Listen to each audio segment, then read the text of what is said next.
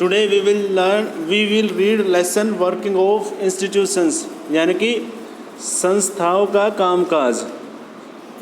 जैसा कि हमें पता है democracy is not just about people electing their rulers, यानी कि लोकतंत्र का केवल यह मतलब नहीं है कि यह लोगों के द्वारा चुने गए रूलर्स यानी कि शासकों के द्वारा चलाया जाता है। In a democracy the rulers have to follow some rules and procedure. Democracy में क्या होता है, रूलर को क्या करने पड़ते हैं, कुछ रूल्स और प्रोसीजर यानी कि प्रक्रियाएँ होती हैं, उनको उसने फॉलो करना पड़ता है। They have to work with and within institution, उन्हें संस्थाओं के अंदर और संस्थाओं के साथ काम करना पड़ता है। This chapter is about the working of such institutions in a democracy. यह चैप्टर इस प्रकार के संस्थाओं के बारे में डिस्कस करेगा। We try to understand this by looking at the manner in which major decision are taken and implemented in our country. और इस लेसन में हम यही पढ़ेंगे कि जो ये बड़े देश के लिए जो बड़े बड़े फैसले लिए जाते हैं, उन फैसलों को कैसे लिया जाता है और उनको कैसे इम्प्लीमेंट किया जाता है, लागू कैसे किया जाता है। We also look at how disputes regarding this decision are resolve. और हम इसमें यह भी पढ़ेंगे कि कैसे उनके बीच में अगर कोई विवाद हो जाए, डिस्प्यूट मीन्स कोई विवाद हो जाए, तो उनको कैसे रिजॉल्व यानी कि कैसे सुलझाया जाता है। ठीक है। In this process we come across 3 institutions that they play key role in major decision. तो इस चैप्टर में ऐसा पढ़ते हुए हम 3 मुख्य जो की का मीन्स क्या है, इम्पोर्टेंट, जो 3 मुख्य जो पार्ट है लोकतंत्र के, उनके बारे में पढ़ेंगे। जैसे इसमें legislature, executive and judiciary. Legislature यानी कि विधायिका, जिसमें हमारे नेतागण आते हैं, और एग्जीक्यूटिव जिसमें हमारे ऑफिसर्स आते हैं, ऑफिसल्स हैं, जितने भी गवर्निंग ऑफिशियल हैं वो आते हैं।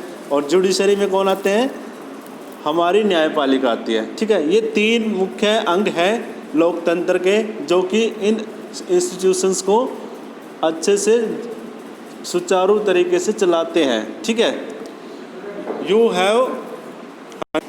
You have already read something about these institution in earlier classes. आपने पहली क्लासेस में अर्लियर इसको बहुत सारे इंस्टीट्यूशन के बारे में पढ़ा भी है। Here we shall quickly summarise those and move on to asking larger question. तो हम यहाँ जल्दी से उनको समराइज करेंगे और कुछ क्वेश्चन पूछेंगे उसके बारे में। In the case of each institution we ask what does this institution do. तो इसमें हम यह क्वेश्चन करते हैं, यह सवाल या प्रश्न करते हैं कि ये इंस्टीट्यूशन क्या करते हैं। How is the institution connected to other institutions, और कैसे एक इंस्टीट्यूशन यानी कि एक संस्था दूसरी संस्था से जुड़ा हुआ है। ठीक है। What makes it functioning more or less democratic, और वह इसकी फंक्शनिंग को कैसे क्या कर रहा है, लोकतांत्रिक या अलोकतांत्रिक कैसे बना रहा है। The basic objective here is to understand how all these institution together carry on the work of government. यहाँ पे बेसिक ऑब्जेक्टिव यही होगा इस लेसन में कि हम यह पढ़ेंगे कि कैसे सारे के सारे इंस्टीट्यूशन मिल के सरकार को चलाते हैं। ठीक है। Sometimes we compare these with the similar institution in other democracies. कई बार हम अन्य लोकतंत्रों के साथ भी इनको कंपेयर यानी कि तुलना करते हैं। In this chapter we take our example from the working of the national level government called central government, union government and just government of India. यहाँ पे हम सेंट्रल गवर्नमेंट के बारे में पढ़ेंगे कि वो कैसे कार्य करती है।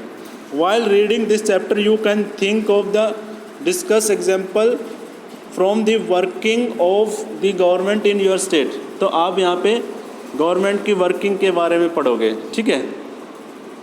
How is a major policy decision taken, यानी कि जो मुख्य नीतियों के जो निर्णय हैं उनको कैसे लिया जाता है। A government order on August 13, 1990 the government of India issued an order। 13 अगस्त 1990 को तो क्या था, on August 13, 1990 the government of India issued an order. 13 अगस्त 1990 को भारत सरकार ने एक नोटिस जारी किया। It was called an office memorandum, और इसको ऑफिस मेमोरेंडम बोला जाता था। Like all government orders It had a number and is known by that OM number 336,012/3190 EST SCET dated 13.8.1990, यानी कि ये इस इश्यू का नंबर है, यानी कि इस ऑर्डर का नंबर है ये। The joint secretary and officers in the Department of Personnel and Training, Ministry of Personnel, Public Grievances and Pensions signed the order, यानी कि इस डिपार्टमेंट ने ऑर्डर जारी किया। It was quite short, barely 1 page, और यह काफ़ी छोटा था, मुश्किल से 1 पेज का था। और ये था किसके बारे में? ये था reservation 27% reservation of social and educational backward classes in civil services and reservation for other backward classes in civil post and services under the government of India regarding, यानी कि यहाँ पे ओबीसी के लिए स्पेशल रिजर्वेशन दिया गया है इस ऑर्डर में, ठीक है। It looked like any ordinary circular और notice that you may have seen in school. यह एक साधारण से सर्कुलर के जैसा है, जैसे कि आप स्कूल में देखते हैं, नोटिस डाल देते हैं ना, जैसे ऐसा ही एक नोटिस था ये। The government issues 100 of orders every year, every day on a different matter, यानी कि इस प्रकार सरकार ऐसे ऑर्डर है ना, सैकड़ों ऑर्डर हर दिन अलग अलग मुद्दों पे वो क्या करती है, जारी करती है, ठीक है। But this one was very important and become a source of controversy for several years. लेकिन जो ये ऑर्डर था ना, ये काफ़ी महत्वपूर्ण था और ये कई सालों तक कंट्रोवर्सी का रीजन बन गया है। Let us see how the controversy का, यानी कि विवाद का, let us see how the decision was taken and what happen later. तो अब हम देखते कैसे डिसीजन लिए जाते हैं और कैसे इनके बाद क्या हुआ। This order announce a major policy decision. इस ऑर्डर ने एक बहुत ही बड़ा पॉलिसी डिसीजन लिया, यानी कि नीति का डिसीजन लिया। It said that 27% of the vacancies in civil post and services under the government of India are reserve for the socially and educationally backward classes, और उसका नाम दे देगा SEBCs, another name for all those, यानी कि SEBC नाम की एक कैटेगरी बना दी जिसमें कि इनको भी रिजर्वेशन दिया जाएगा, ठीक है। People who belong to caste that are considered backward by the government, यानी कि ये वो लोग हैं जो कि बैकवर्ड माना जाता है, यानी कि ये पिछड़े हुए हैं। The benefit of some reservation was till then available only to scheduled caste and scheduled tribe. तो ये बेनिफिट अब तक किसको मिल रहा है? सिर्फ SC और ST वर्ग को, शेड्यूल्ड कास्ट और शेड्यूल्ड ट्राइब को, यानी कि अनुसूचित जातियाँ, अनुसूचित जनजातियों के लोगों को ही मिल रहा था अब तक ये बेनिफिट। लेकिन अब किसको भी मिलने लगा? SEBC को भी, जो सोशली और एजुकेशनली बैकवर्ड कास्ट है, उनको भी देने लगे, ठीक है। Now a new third category called SEBC was introduce. Only person who belong to backward classes were eligible for this quota of 27% job. यहाँ पे केवल वही व्यक्ति जो इस कैटेगरी में आते हैं उसको 27% जॉब मिलती है, 27% जॉब में रिजर्वेशन मिलेगा। Others could not compete for these jobs, और इन जॉब्स में 27% जो जॉब आएंगे ना, इसमें अन्य कैटेगरी का व्यक्ति इसमें कम्पीट नहीं कर पाएगा। The decision maker who decide issue this memorandum. अब हमारे सामने क्वेश्चन यही आता है कि इस मेमोरेंडम को जारी कौन करेगा, इस ऑर्डर को जारी कौन करता है, किसने किया। Clearly such a big decision could not have taken by the person who signed the document. ये तो क्लियर है कि यह जो डिसीजन है केवल उस व्यक्ति के द्वारा नहीं किया गया जिस एक व्यक्ति ने इसके ऊपर साइन कर रखे हैं, ठीक है, जो हेड ऑफ डिपार्टमेंट था जिसने कर रखे थे। The officer was merely implementing the instruction given by the minister of personnel public grievances and pensions of which the department was a part. तो यहाँ पे क्या था कि जो ऑफिसर्स हैं वो तो केवल इसमें इम्प्लीमेंट करते हैं। इम्प्लीमेंट का मतलब क्या होता है? उनको कार्य रूप देना। वो केवल सरकार के द्वारा जारी किए गए जितने भी आदेश हैं वो उनको सिर्फ क्या देते हैं? कार्य रूप देते हैं, इम्प्लीमेंटेशन का मतलब कार्यान्वित करते हैं, ठीक है। We can guess the such a major decision would have involve other major functionary in our country. तो हम इससे अंदाज़ा लगा सकते हैं कि ऐसे ही बड़े बड़े निर्णय होते हैं हमारे देश के अन्य फंक्शनरी यानी कि कार्य करने वाली संस्थाएं हैं ना, उनको द्वारा किए जाते हैं, ठीक है। You have already read in the previous classes about some of them. आपने पहले भी इनके बारे में पढ़ा था। Let us go over some of the main point that you cover then. तो अब हम इनके बारे में पढ़ेंगे, कुछ मेजर पॉइंट है जो, ठीक है। फर्स्ट है president is the head of the state and is the highest formal authority in India. Bharat का जो राष्ट्रपति है वो देश का सर्वोच्च नागरिक है और सर्वोच्च पद पे आसीन है, ठीक है।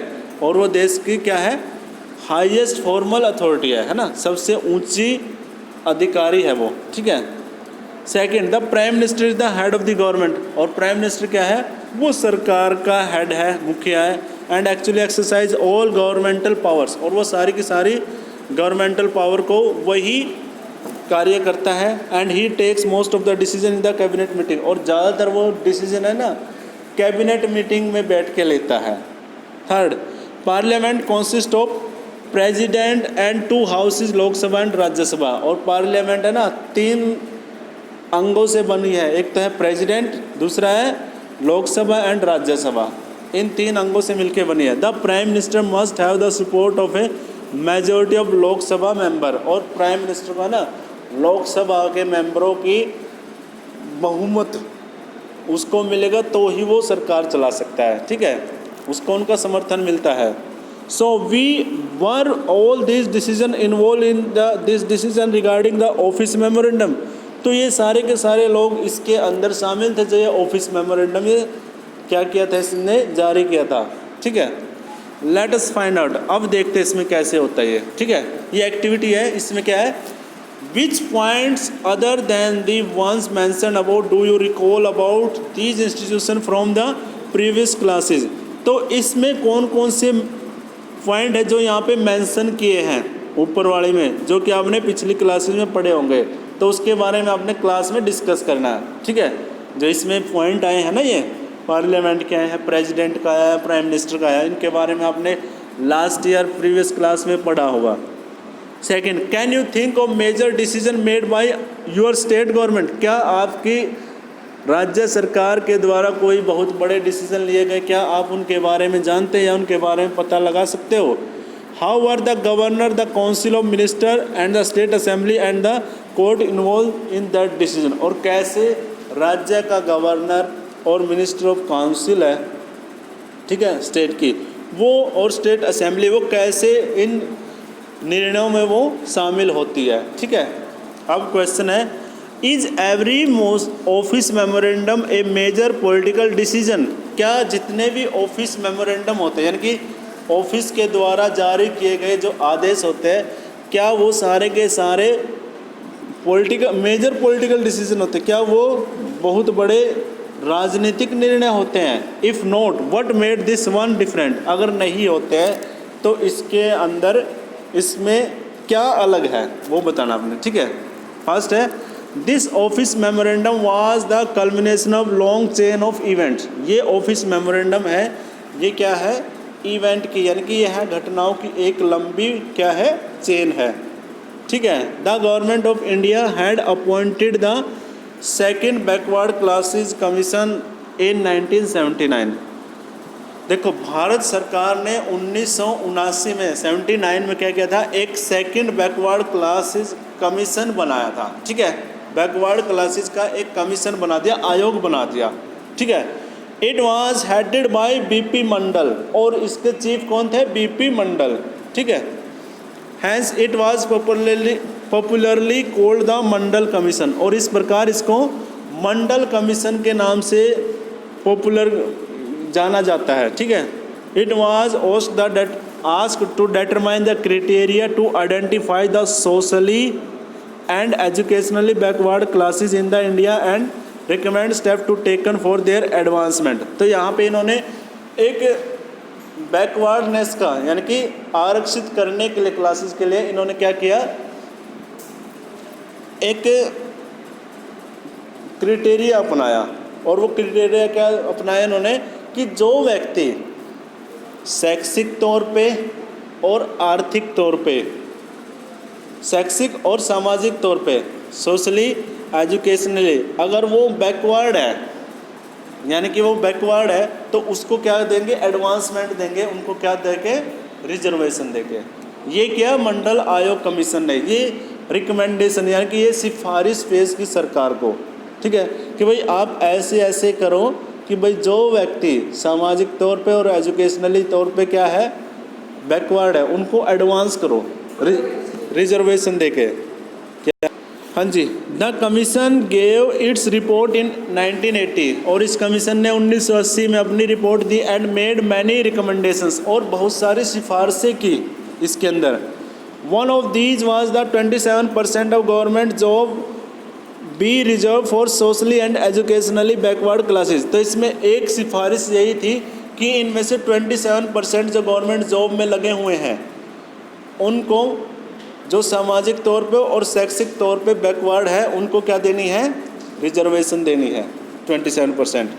The report and recommendations were discuss in the parliament, और यह रिपोर्ट और यह रिकमेंडेशंस पार्लियामेंट में क्या की जाएगी, डिस्कस की जाएगी, यानी कि इसके ऊपर विवाद होगा। Now I can see clearly, अब मैं स्पष्ट तौर पे देख सकता हूँ, this is why that is why they talk of Mandalization of politics. तो अब ये समझ गया कि कैसे मंडलाइजेशन किया गया पॉलिटिक्स का, उस टाइम पे मीडिया में छाया होगा मंडलाइजेशन, यानी कि मंडल कमीशन ने क्या कर दिया, मंडलाइजेशन कर दिया इसका, है ना, रिजर्वेशन दिला दिया, don't they.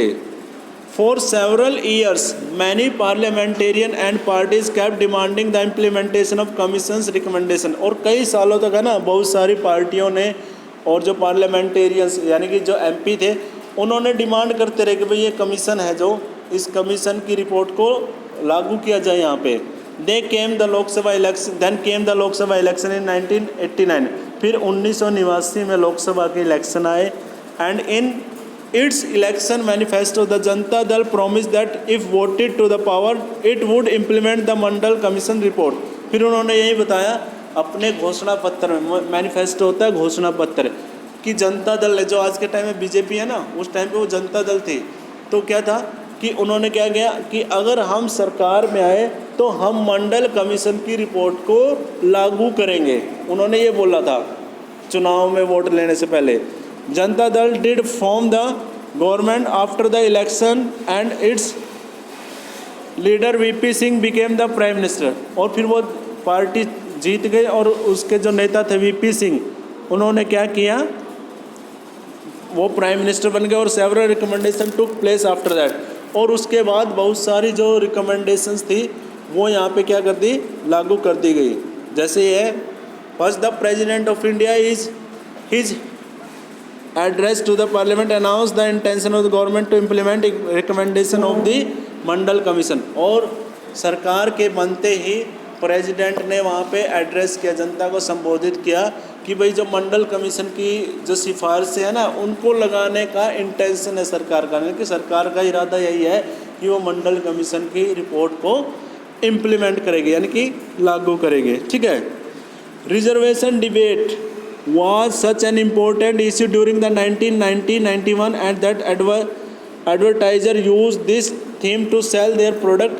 Can you spot some references to the political events and debates in these Amul butter hoardings? तो ये अमूल बटर होर्डिंग है ना, इस पे दिखा रखा है कि डिबेट हुई थी इसके बारे में, ठीक है। ये फेमस करने के लिए कुछ भी वो कर रखा है, ठीक है।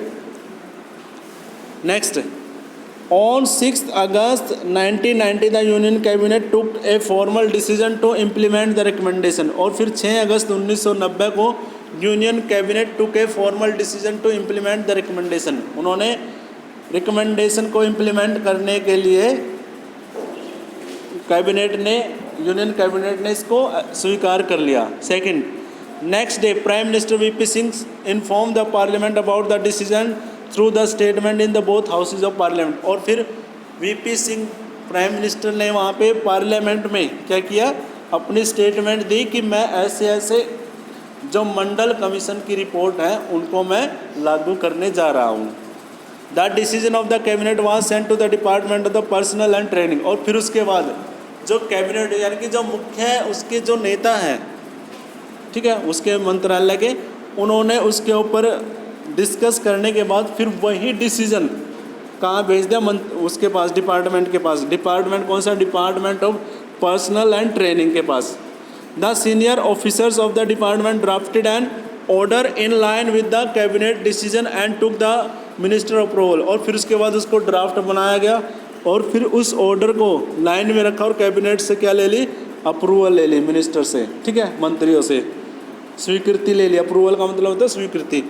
And officer sign the order to behalf of the union government. और ऑफिसर ने साइन कर दिया किसकी तरफ से? यूनियन गवर्नमेंट की तरफ से। अब देखो, ऑन द बिहाफ ऑफ, उसने जो सेक्रेटरी ने वहाँ पे साइन किया ना, वो किसकी तरफ से किए हैं? यूनियन गवर्नमेंट की तरफ से, केंद्र सरकार की तरफ से। And this was how OM number 36,012/3190 was born on 13 August 19। और इस प्रकार यह ऑफिस ऑफ मेमोरेंडम बनाया गया। ठीक है, आज हम यहीं तक पढ़ेंगे, कल हम इससे नेक्स्ट करेंगे ये, ठीक है।